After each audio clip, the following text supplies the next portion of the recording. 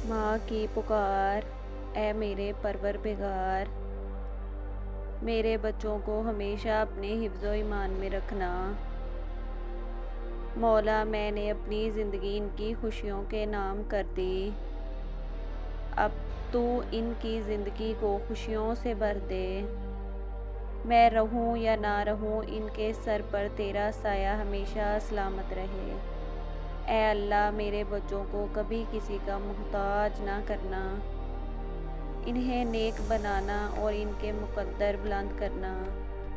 अगर मेरी ज़िंदगी के कुछ दिन बाकी हैं तो वो भी मेरे बच्चों को लगा दे, क्योंकि एक माँ की कुल कायनात इसके बच्चे होते हैं। या अल्लाह, हर माँ का आंचल सलामत रखना और हर औलाद को अपनी माँ की खिदमत करने की तौफीक अता फरमा। आमीन या रब्बुल आलमीन।